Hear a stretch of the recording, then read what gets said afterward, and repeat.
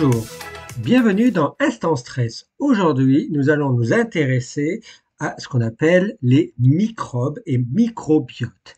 Alors, comme vous le savez, je vous ai déjà expliqué, les microbes peuvent nous attaquer, mais aussi vivent en nous. Et notre système immunitaire est capable de les détecter, de les isoler et de les détruire. Et pour les détruire, il utilise ce qu'on appelle le stress oxydatif. Eh bien oui, notre stress oxydatif, les molécules biologiques qui sont les oxydants, c'est ce qu'on appelle l'arme de destruction massive utilisée par le système immunitaire pour détruire les parasites, les bactéries, les virus et les champignons qui peuvent nous infecter.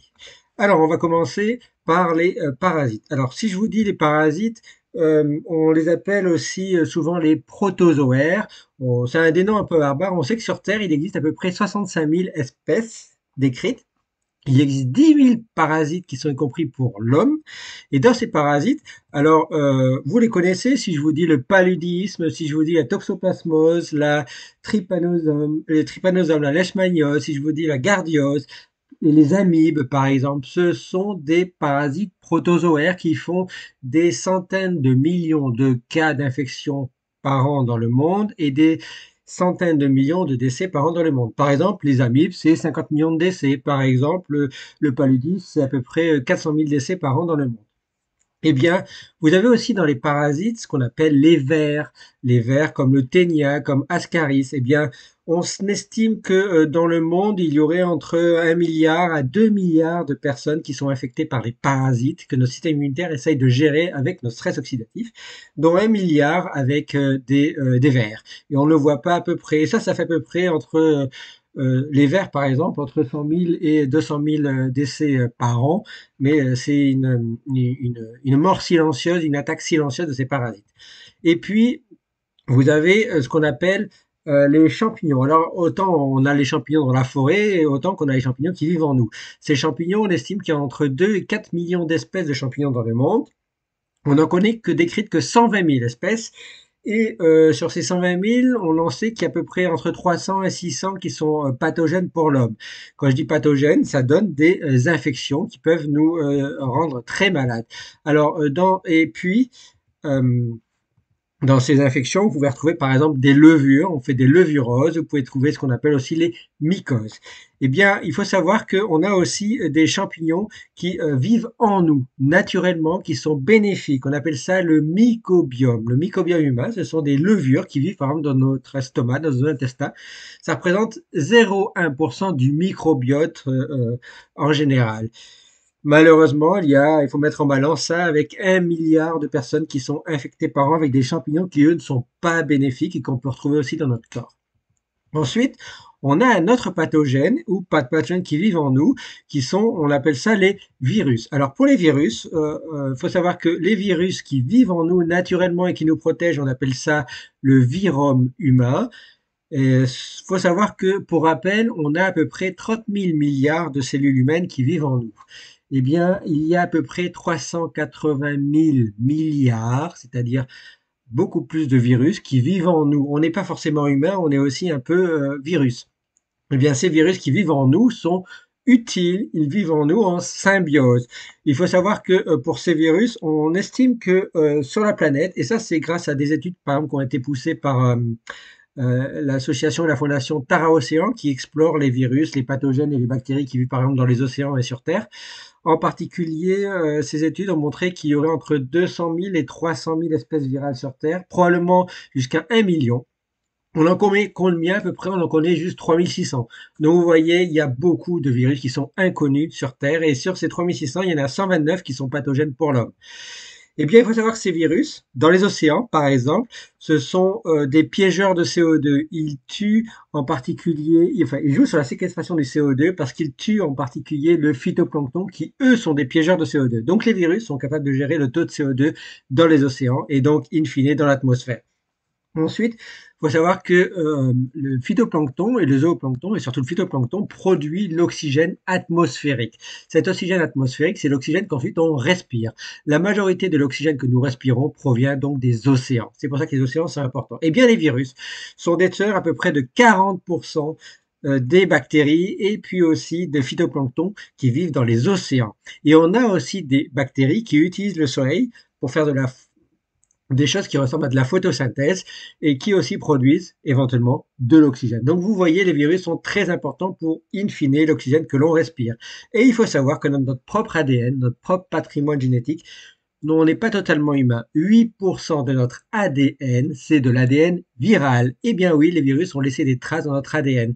Donc on est marqué par les virus. Et puis, il faut savoir que les virus, avec cet ADN, notre propre ADN, sont responsables d'une modulation, on appelle ça l'immunosuppression transitoire, une modulation, une évolution de notre système immunitaire au cours de l'évolution, ainsi que les virus sont responsables de la formation du placenta. Eh bien oui, ce sont les virus qui ont inventé le placenta chez les mammifères. Voilà, on a des fonctions virales qui nous sont très utiles.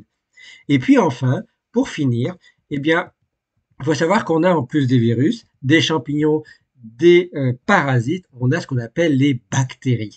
Eh bien, les bactéries, on dit qu'on a à peu près 30 000 milliards de cellules humaines. Eh bien, on a à peu près 38 000 milliards de bactéries qui vivent en nous. Ces bactéries, on appelle ça le bactérium humain ou le microbiote bactérien. Donc, on a autant de bactéries que de cellules humaines en nous.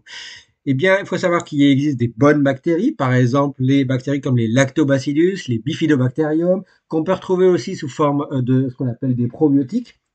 Et puis aussi, on a les mauvaises bactéries, les salmonelles, les streptocoques. Par exemple, on a Helicobacter pylori qui peut provoquer des cancers gastriques, des inflammations de l'estomac, des ulcères et des cancers gastriques. Donc, vous voyez, ces bactéries ne sont pas toutes bénéfiques. On a ce qu'on appelle, c'est ce qu'on voit de plus en plus dans les médias, quand on vous en parle, c'est le microbiote. Le microbiote, souvent, on fait référence au microbiote bactérien et en particulier, on dit le microbiote intestinal, le microbiote bactérien intestinal. C'est notre deuxième cerveau parce que ces bactéries produisent des molécules du stress, produisent même des antioxydants, sont capables de digérer nos médicaments, notre alimentation et contribuent également à communiquer avec notre cerveau par des molécules qui ressemblent à des neurohormones. Et le cerveau est capable de communiquer avec avec ces bactéries, par exemple du microbiote intestinal. Alors, il faut savoir que dans ce microbiote bactérien qui nous est bénéfique, la flore intestinale, c'est par exemple à peu près 2 kilos de bactéries qui vivent en nous. C'est important pour la digestion, pour l'immunité, mais dès qu'on déséquilibre cette flore intestinale, ce microbiote bactérien, on a des implications dans des inflammations, dans des maladies, éventuellement Alzheimer, éventuellement implications dans les cancers. Et ça, ce sont des études qui sont en cours et en particulier, je vous invite à vous y intéresser si vous avez entendu parler du French Gut. Si vous ne connaissez pas, je vous invite à vous y intéresser de plus en plus. C'est un grand consortium en France qui est en train de réaliser des études et qui même recherche des donneurs, qui peuvent être vous si vous voulez, pour étudier les microbiotes bactériens, en particulier intestinal, qui vivent en nous. Et ça permet de voir ainsi comment se comporte ce microbiote dans cette population au cours de la vie. Donc, on peut voir ça chez les hommes, chez les femmes. Est-ce que les gens prennent des médicaments en fonction de notre alimentation? Ça va nous indiquer comment se fonctionne notre microbiote et ça, c'est très, très, très important. Pourquoi? Parce que, en fait, ce microbiote intestinal est aussi probablement impliqué dans l'efficacité des thérapies anti-cancer, dans la maladie d'Alzheimer, dans les inflammations chroniques, dans de nombreuses pathologies. Et donc prendre soin de son microbiote, ça passe aussi en particulier par son alimentation. Pas trop de sucre, pas trop de sel, pas trop de gras, pas trop d'antioxydants, faire attention avec les médicaments, pas d'automédication, bien suivre les recommandations des professionnels de santé. Voilà. Aujourd'hui, vous avez peut-être appris un peu plus sur tous ces microbes qui vivent en nous, mais aussi qui vivent autour de nous, les pathogènes et dangereux, mais aussi les non pathogènes, ceux qui sont bénéfiques et qui vivent en symbiose en nous. Donc, n'ayez pas peur des microbes, mais notre système immunitaire est capable aussi de les contrôler, et ce grâce à quoi? Les oxydants, les fameuses espèces molécules du stress, qui sont produites par quoi? Nos fameuses mitochondries qui produisent l'énergie de tous les jours. Vous comprenez donc pourquoi tout est lié entre notre alimentation, la gestion de notre stress, les oxydants, les antioxydants, l'immunité et même les infections bactériennes, parasitaires, virales, mycobiennes. Voilà. Donc, à partir de maintenant, prenez soin de votre microbiote. Et en attendant un prochain instant stress, je vous dis qu'une seule chose, que le bon stress soit avec vous, mais attention, en prenant soin de votre microbiote. Voilà. Ciao, ciao.